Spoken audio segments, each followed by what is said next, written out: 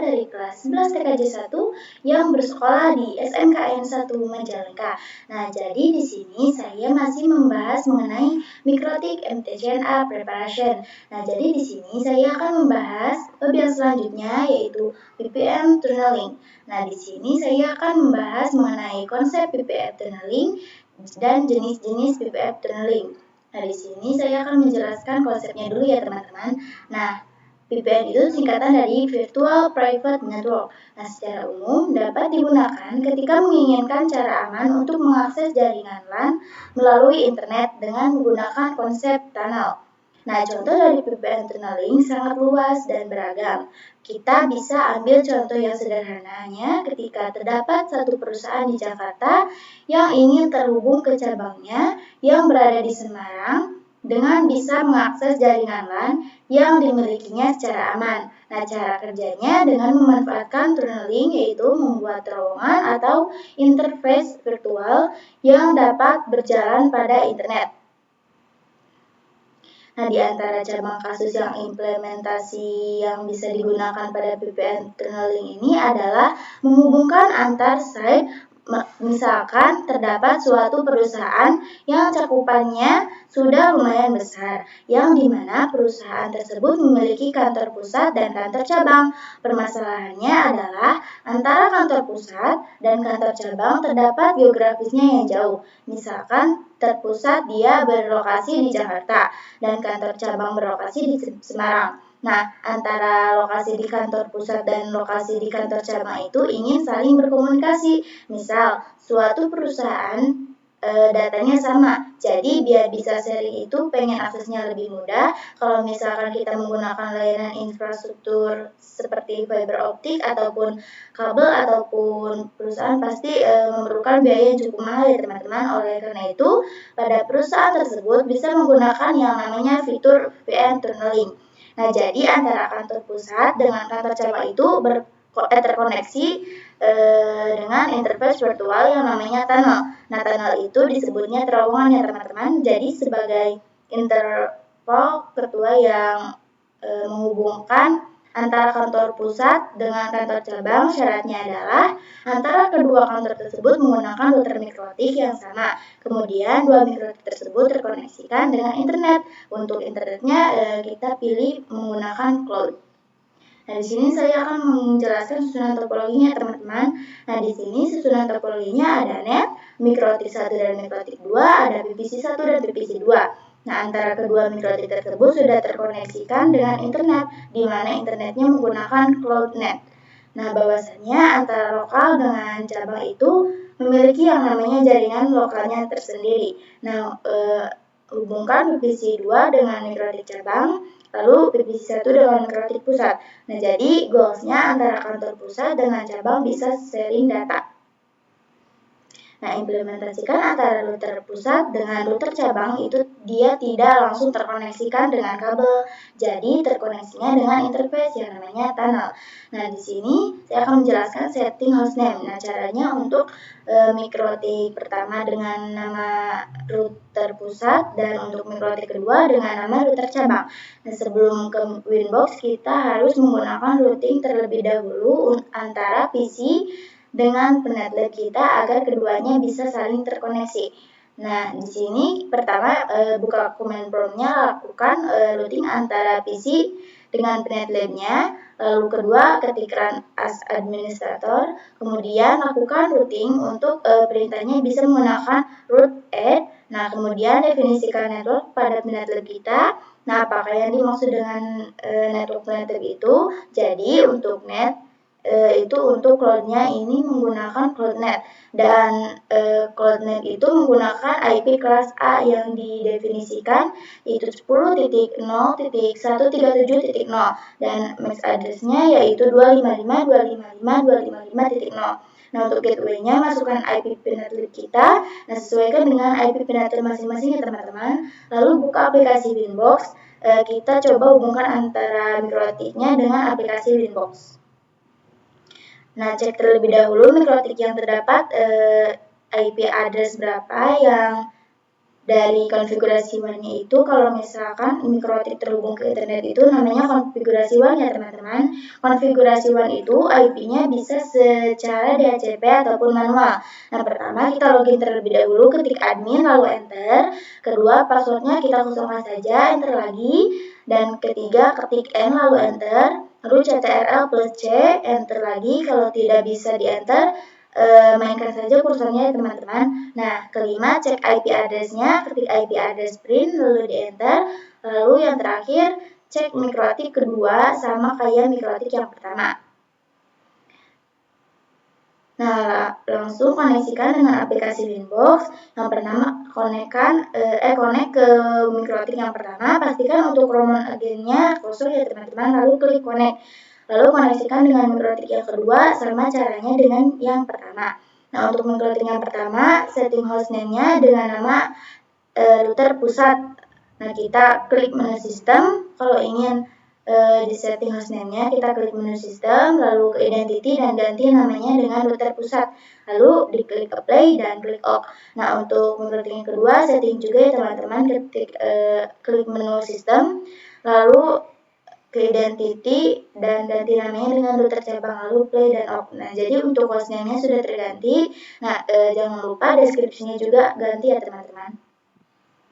Nah, kita implementasikan untuk yang router pusat. Yang pertama, matikan DHCP client. Yang kedua, pergi ke menu IP, lalu ke DHCP client. Kemudian untuk bagian routers, pastikan tidak ada yang mengarah ke internet. Nah, kemudian untuk DNS-nya kosong ya teman-teman, kita coba masuk ke mikrotik pertama. Karena IP sudah tidak ada, jadi bisa kita lakukan konfigurasi lagi. Nah, klik 2 kali pada router mikrotik pertama, lalu ketik IP route print, lalu ketik IP address print, dan ketik IP address print. Nah, langsung saja implementasikan yang pertama, penambahan parameter IP address yang mengarah di internet, yaitu di Ether 1. Nah, ketik IP address, add address, lalu kalian bebas IP address-nya mau berapa, interface-nya yaitu Ether 1, lalu enter, lalu ketik IP address print. Kemudian masuk pada menu IP route untuk melakukan parameter gateway. Nah, ketik IP route, print, lalu enter. Tambahkan gateway yang mengarah ke internet, ketik IP route add gateway. Nah, lihat IP dari net, bisa lihat di VMware. Nah, nanti kalian buka VMware, bisa lihat di VMware-nya. Lalu masuk pada bagian DNS, ketik IP DNS set server 8.8.8.8, lalu enter. Ketik IP DNS print. Kalau sudah terisi, coba kita koneksikan dengan internet. Kita coba ping 8.8.8.8, lalu enter. Coba yang menggunakan domain, ketik ping google.com, lalu enter. Lakukan hal yang sama pada router cabang. Nah, ini pada router pusat ya teman-teman. Kemudian ada jenis-jenis VPN tunneling, itu ada EOIP, PPP atau PPTP, lalu ada L2TP dan PPPoE.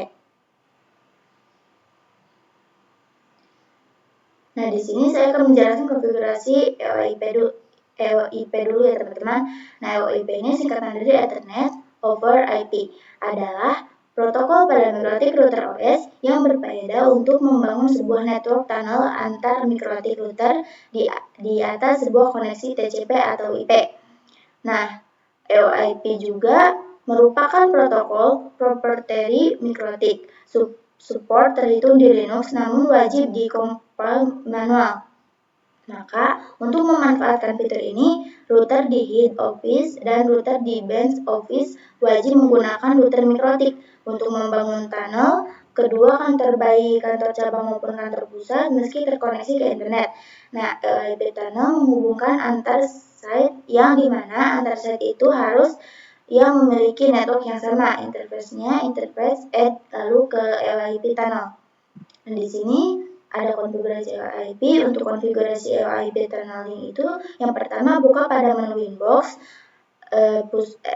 router pusat kita, lalu klik menu interface, lalu klik tambah, lalu cari yang namanya EOIP tunnel. Nah, untuk name-nya saya namakan EOIP tunnel to cabang. Nah, remote address-nya ketik IP address router cabang. Untuk tunnel IP-nya ID-nya itu 25, lalu apply dan OK. Nah, untuk tunnel ID-nya itu kalian bebas sesuaikan saja teman-teman.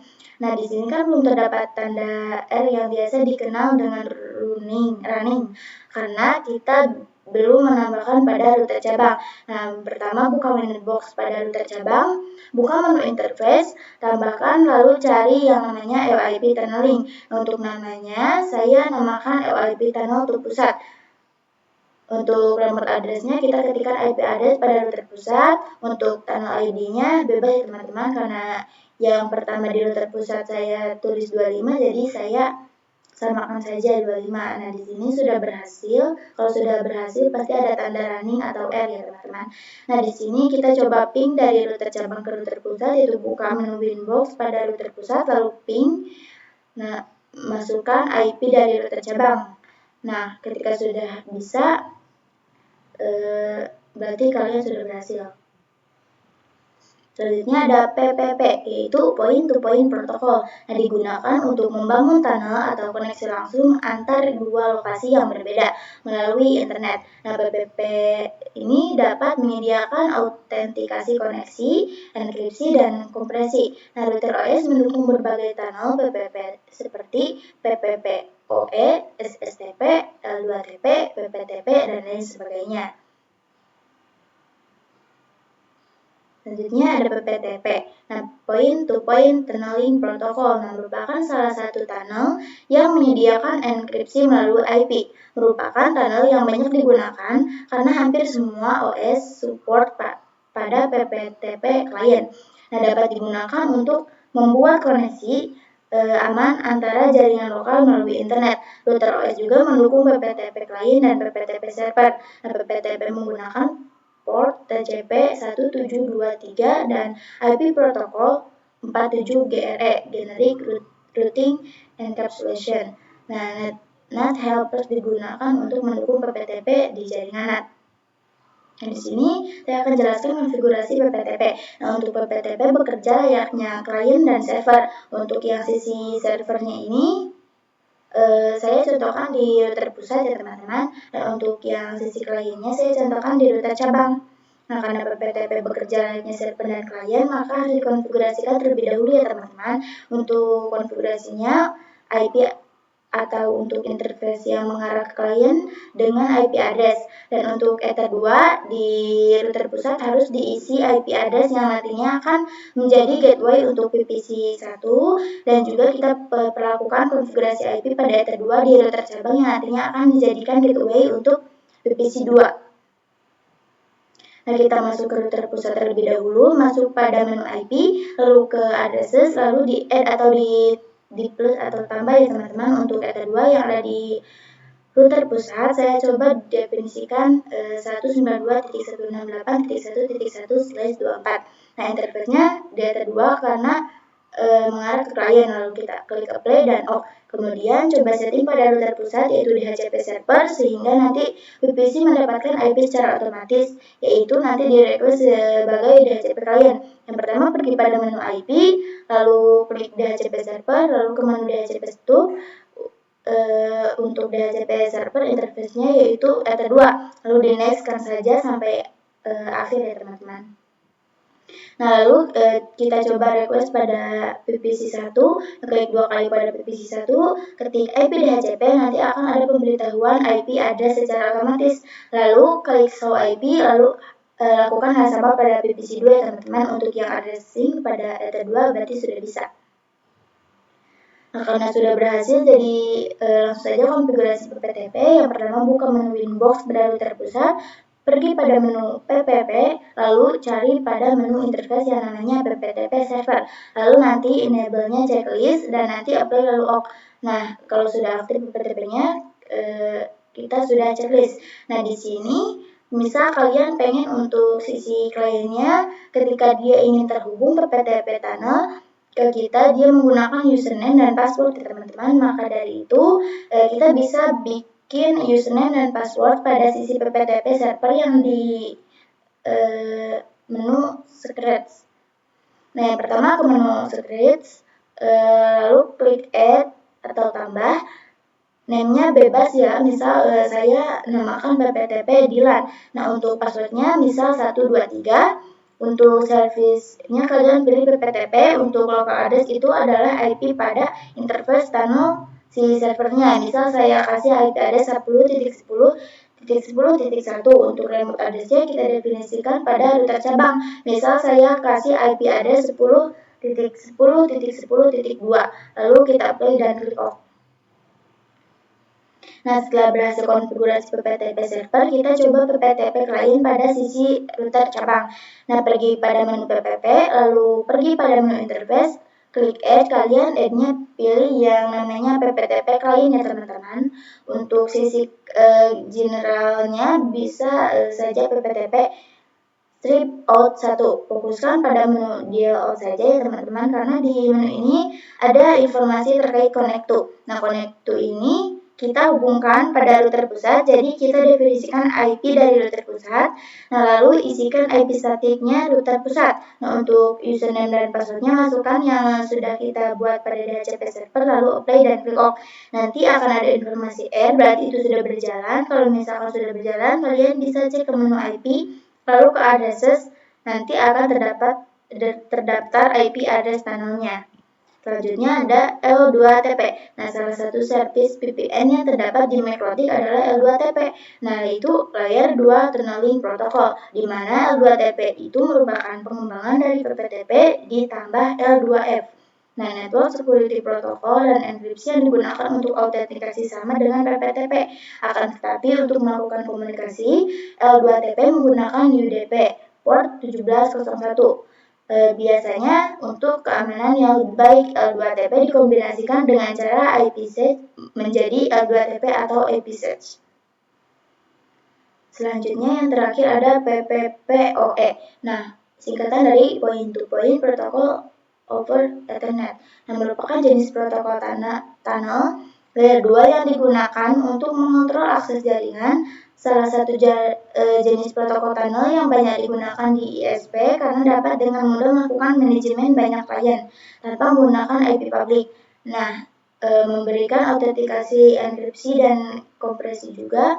PPPoE hanya bekerja dalam satu jaringan, one broadcast domain. Topologi yang PPPoE. Nah, di sini kita tambahkan dulu NAT-nya. Pilih code, lalu 2 mikrotik,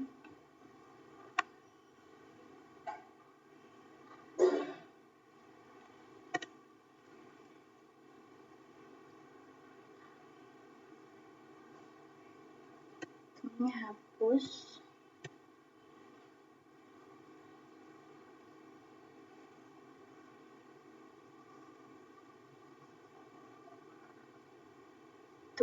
PC geserkan saja.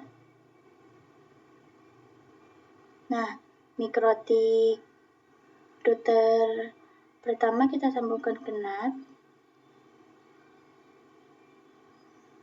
Nah, untuk mikrotik yang kedua kita sambungkan ke mikrotik yang pertama. Nah, untuk namanya kita ganti mikrotik yang pertama jadi router ISP.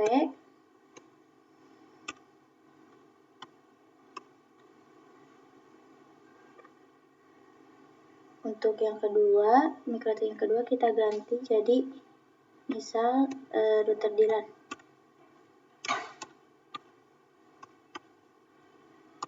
Tapi kalian bebas ya.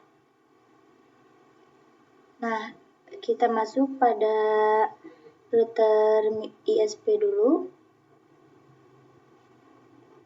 Kita nyalakan.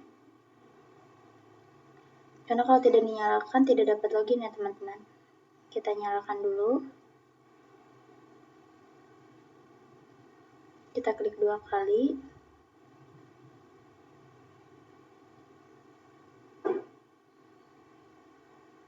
Tunggu sebentar ya teman-teman.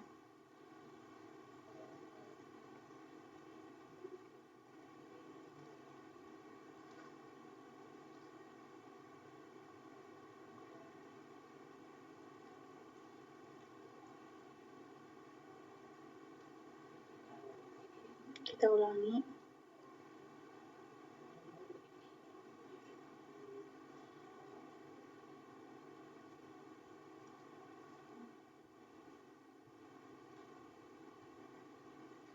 Nah, di sini kita ketik admin, enter. Untuk passwordnya kita kosongkan saja, enter lagi.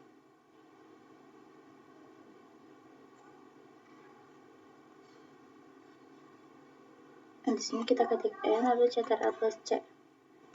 Enter, tidak bisa, jadi kita mainkan saja kursornya. Nah, di sini kita ganti dulu namanya jadi router ISP. Ketik sistem identity.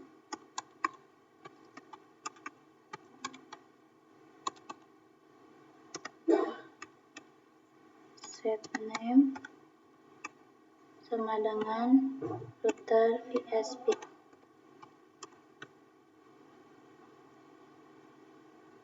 Enter. Nah, di sini sudah terubah ya teman-teman. Nah, kita nanti ketik IP address print karena kita ingin tahu IP addressnya berapa. Nah, di sini sudah ada IP addressnya ya teman-teman. Nah, lakukan hal yang sama pada router di LAN.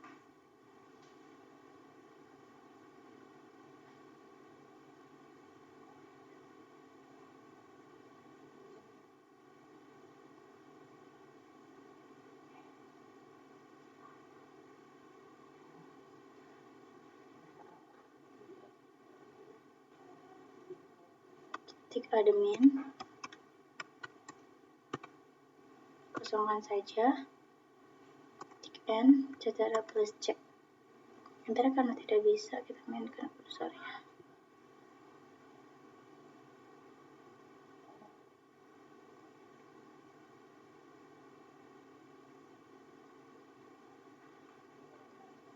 Kita enter, ketik. Karena kita ingin mengganti jadi router di LAN, kita ketik sistem identity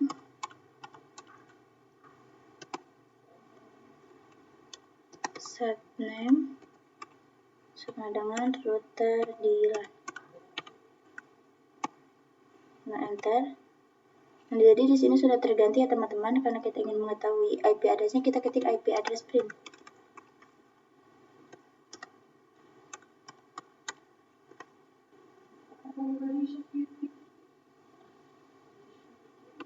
IP address print.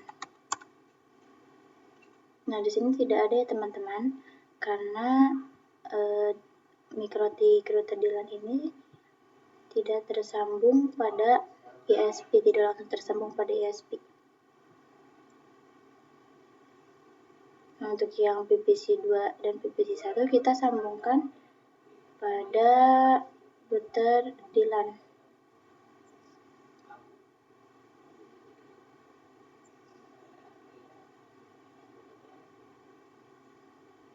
Nah, kita coba sambungkan router ISP pada Winbox kita.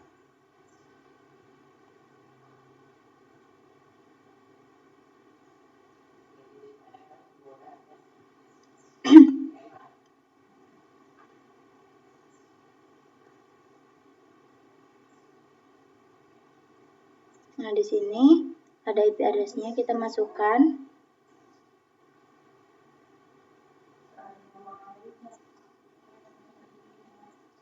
Di sini 157. Kita konekkan. Nah, di sini sudah bisa ya teman-teman. Kita sudah berhasil menyusun topologinya di sini. Di sini kita sudah berhasil, sudah bisa masuk ke Winbox teman-teman. Sekian pembahasan materi dari saya. Mohon maaf bila ada kesalahan atau kekurangan. Wabillahi taufiq wal hidayah. Wassalamualaikum warahmatullahi wabarakatuh.